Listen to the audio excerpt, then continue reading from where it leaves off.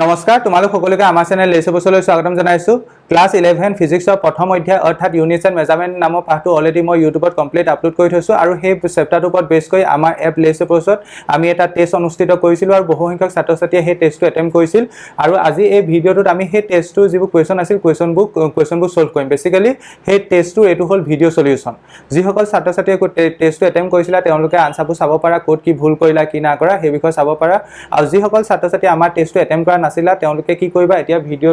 ভিডিঅ'টোত বেসিক্যালি কোৱেশ্চনবোৰ অহাৰ লগে লগে তোমালোকে ভিডিঅ'টো প্ৰথমে পজ কৰি নিজে কোৱেশ্চনটো প্ৰথমে সলভ কৰিবলৈ চাবা যিসকলে চেপ্টাৰটো কমপ্লিট পঢ়ি থৈছা তাৰ পাছতে মোৰ সলিউশন চাবা ঠিক আছে প্ৰথমে কোৱেশ্চনটো স্ক্ৰিনত অহাৰ লগে লগে ভিডিঅ'টো পজ কৰি নিজে সলভ কৰিবা আৰু তাৰ পিছত মোৰ ভাগৰ আনসাৰটো চাবা মিলিছে নে নামিলা গতিকে আহা আজি আমাৰ ভিডিঅ'টো আৰম্ভ কৰো বেসিক্যালি আমাৰ টেষ্টটোত 25টা কোৱেশ্চন আছিল আৰু 25টা কোৱেশ্চনত আমি 1 ঘণ্টা দিছিলো আৰু টোটাল মাৰ্কস আছিল 50 মাৰ্কস গতিকে মই টেষ্টটো আৰম্ভ কৰো ওকে ইয়াত প্ৰথম কোৱেশ্চনটোত কোৱা হৈছিল fundamental units of luminous intensity optionত আছিল watt candela newton lux luminous intensity fundamental unit কোনটো হয় অলৰেডি মই চেপ্টাৰটোত আলোচনা কৰিছো luminous intensity fundamental unit হয় candela গতিকে প্ৰথম কোৱেশ্চনটোৰ অপচন কোনটো কাৰেক্ট হ'ব বি টো কাৰেক্ট হ'ব গতিকে মই এতিয়া নেক্সট লৈ যাব পাৰো নেক্সট টোত কৈছে the dimensional formula for the universal gravitational constant g is gravitational constant g dimensional formula to কি gravitational constant g dimensional formula to কি ওকে এটো অকমান সলভ কৰি চাব লাগিব গতিকে তোমালোকে সলভ কৰি চাব পাৰা আমাক কি উঠিছিলে gravitational constant g dimensional formula কি হ'ব মানে g কাৰণে dimensional formula আমি কি লিখিব পাৰো ঠিক আছে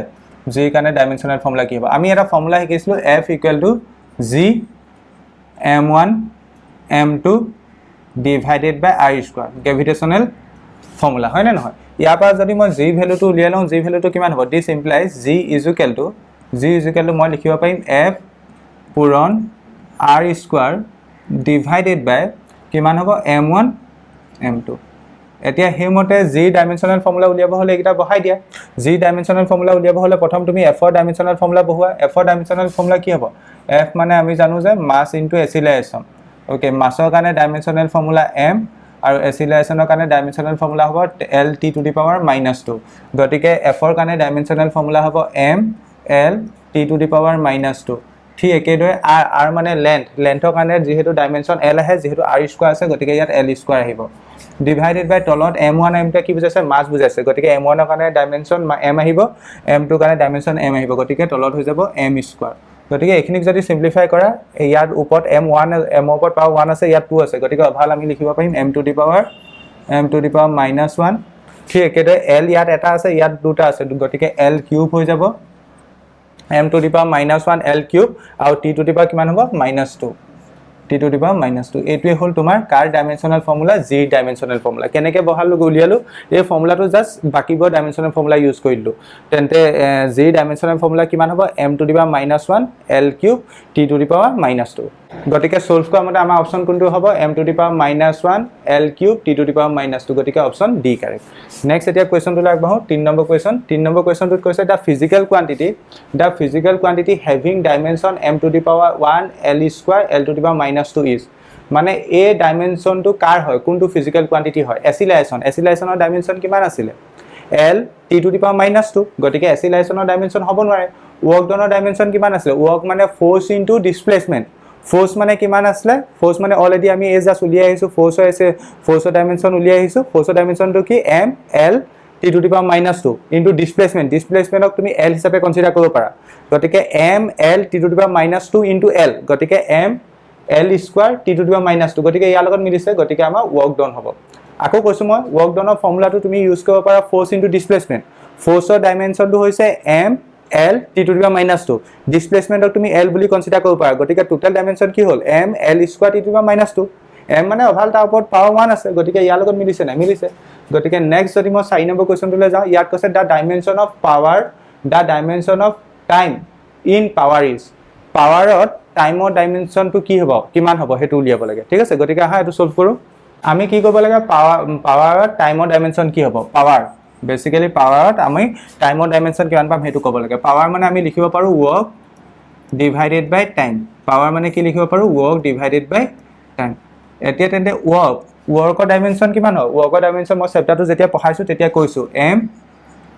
l square t to the power -2 নহ'লে তোমালোকে উলিয়াইও ল'ব পাৰা ৱৰ্কৰ জাষ্ট এই আগৰ কুৱেশ্যনটোতো ইউজ হৈছে ৱৰ্ক কেনেকৈ উলিয়াম ৱৰ্ক মানে ফ'ৰ্চ ইনটু ডিছপ্লেচমেণ্ট হয়নে এই জাষ্ট মই কৈ থৈ আহিছোঁ ফ'ৰ্চৰ ডাইমেনশ্যন হ'ব এম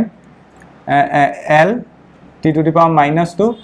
ইনটু ডিছপ্লেচমেণ্টৰ ডাইমেনশ্যন হ'ব এল গতিকে ৱৰ্ক ডনৰ ডাইমেনশ্যন হ'ব M L square T to the power -2 M L square T to the power -2 okay আৰু টাইমৰ ডাইমেনশ্যন কিমান হ'ব টি হ'ব গতিকে অভাৰঅল কিমান হ'ল M L square T to the power -3 হৈ যাব কাৰণ ইয়াত 1 আছে নহয় পাৱাৰটো ওপৰলৈ গুচি গ'লে -2 -1 -3 গতিকে আমি কি দেখিলোঁ পাৱাৰৰ ডাইমেনশ্যন কিমান হ'ব M L square T to the power -2 M L square T to the power -2 গতিকে আমি ক'ব পাৰোঁ যে ইয়াত টাইমৰ ডাইমেনশ্যন কিমান টাইমৰ ডাইমেনশ্যন তোমাৰ -3 টাইমৰ ডাইমেনশ্যন কিমান টাইমৰ ডাইমেনশ্যন হ'ল তোমাৰ -3 গতিকে টাইমৰ ডাইমেনশ্যন কিমান পালোঁ -3 পালোঁ পাৱাৰ টাইমৰ ডাইমেনশ্যন কিমান হ'ব -3 গতিকে আমাৰ এইটো কুৱেশ্যনো হৈ গ'ল এতিয়া নেক্সট যদি আমি 5 নম্বৰ কুৱেশ্যনটোলৈ যাওঁ 5 নম্বৰ কুৱেশ্যনটোত কি কৈছে চোৱা কুৱেশ্যনটো প্ৰথম পঢ়ি চোৱা the quantity represented by dimensional formula m to the power 1 l to the power -2 3 t to the power 0 ইয়াৰ দ্বাৰা কোনটো মানে কোৱান্টিটি ৰিপ্ৰেজেন্ট কৰিব পাৰি এই ডাইমেনশ্যনেল ফৰ্মুলাটোৰ দ্বাৰা m to the power 1 t to the power -3 t to the power 0 l to the power -3 t to the power 0 এতিয়া চাচোন work ডনৰ নহয় ৱৰ্ক ডনৰ জাষ্ট মই ডিছকাছ কৰিলো ডাইমেনশ্যনেল ফৰ্মুলা বেলেগ হয় এইটো নহয় ডেনসিটি মানে কি আছিলে মাছ বাই ভলিউম মাছৰ কাৰণে ডাইমেনশ্যন কি আহিব ওপৰত m আহিব ভলিউমৰ কাৰণে ডাইমেনশ্যন কি আহিব তলত এল কিউব আহিব ভলিউমৰ ডাইমেনশ্যন মই শিকাইছোঁ এল কিউব গতিকে এম টো ওপৰত আছে আৰু এল কিউবটো যেতিয়া ওপৰলৈ লৈ যাবা একদম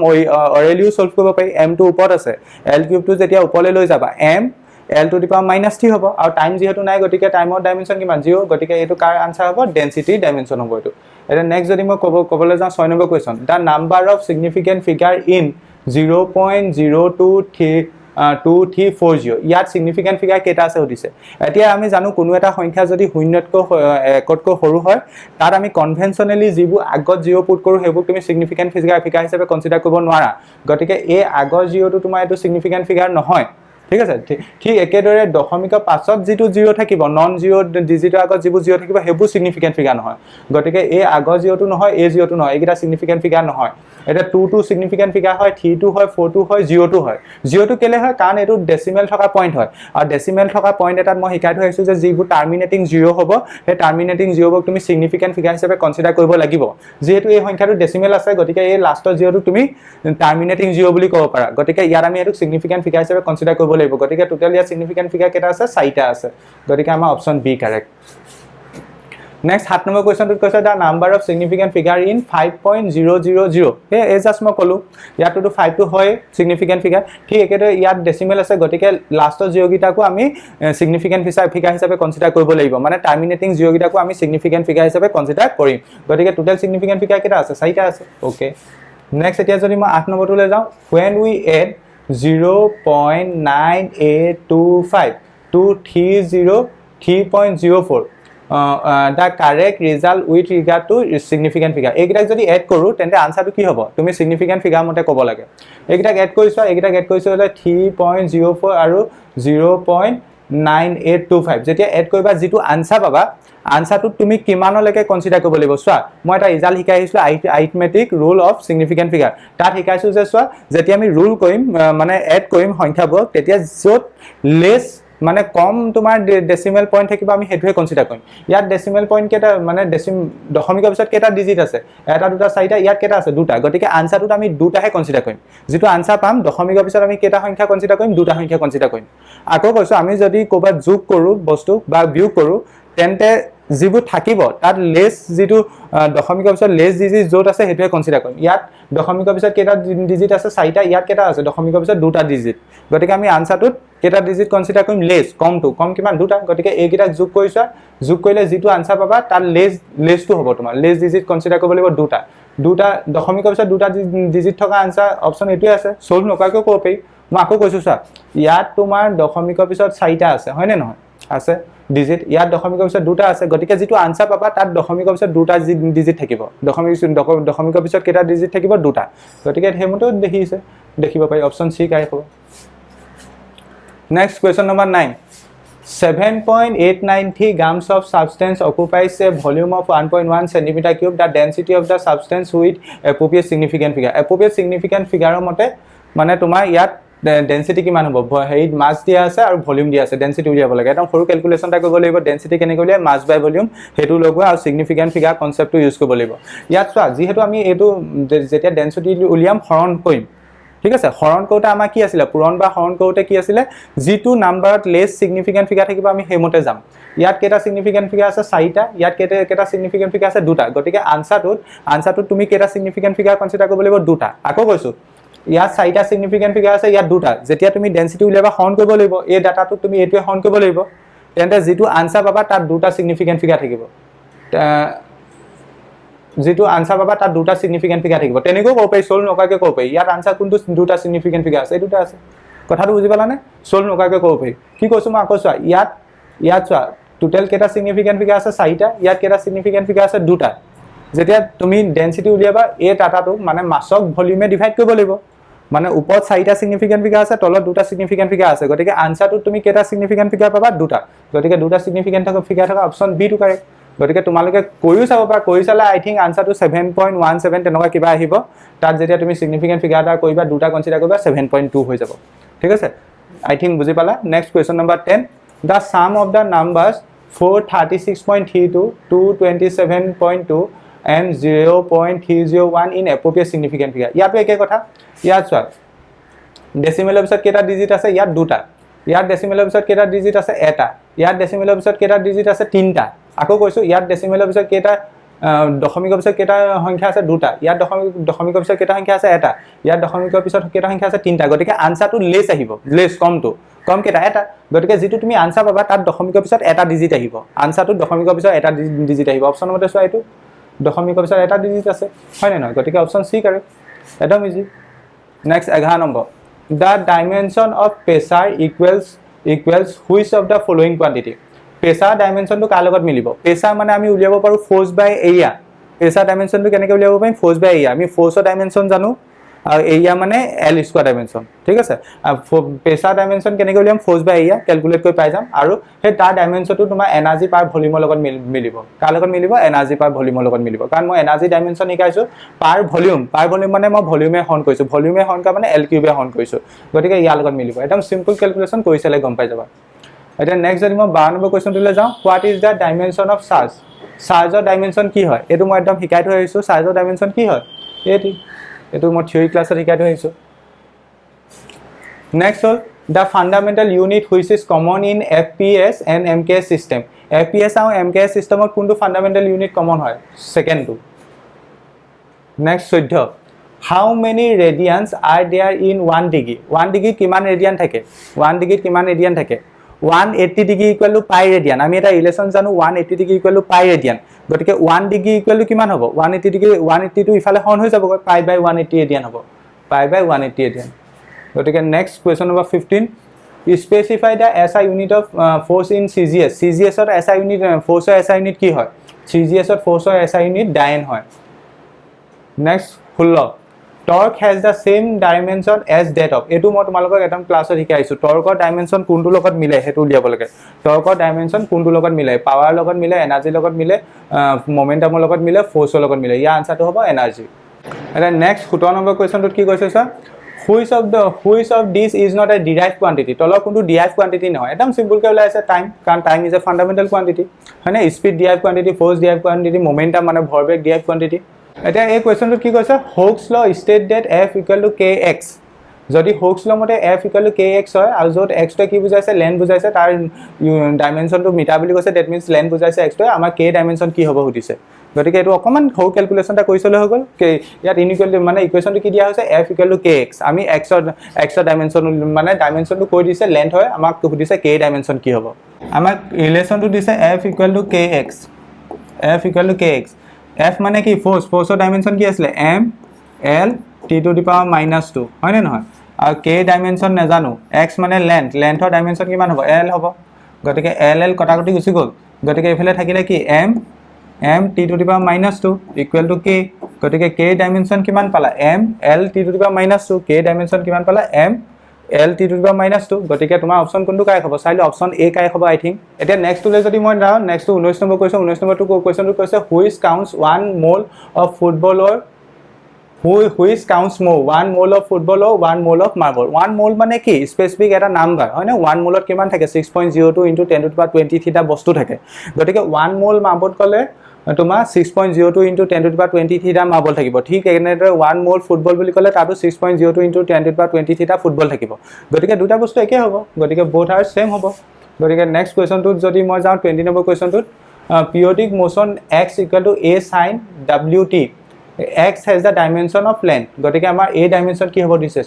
সুধিছে x মানে lengthৰ dimension কি হয় l হয় lengthৰ dimension l হয় আৰু এটো sin আছে যেহেতু trigonometry function ইয়াৰ dimension নাথাকে গতিকে a dimension কি পাবা l পাবা গতিকে l টোকে তুমি এনেকৈ লিখিব পাৰা l t to the power 0 next question number 21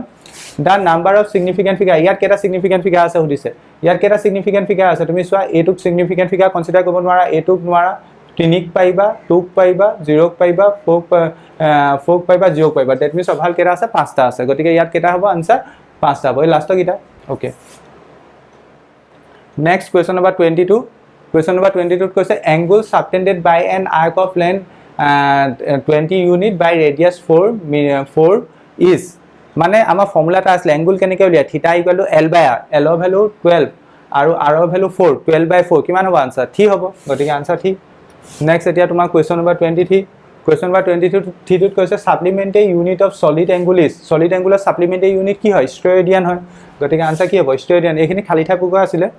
next question number 24 question number 24 কৈছে there are dash base unit কিমানটা base unit আছে আমাৰ